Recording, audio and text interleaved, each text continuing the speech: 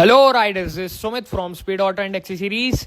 ये आपकी एक स्प्लेंडर हो गई, ये दो हो गई और ये तीसरी स्प्लेंडर हो गई। ये तीन स्प्लेंडर पे जो है अपन एक साथ काम कर रहे हैं। कंडीशन देखो, ऐसा लग रहा है भाई सोल्ड खड़ी है गाड़ी, बस इसको पैक करना जरूरी है। पेंट की क्वालिटी चेक करो, ऐसी कोई जगह नहीं है जहां पे हम पेंट नहीं करते।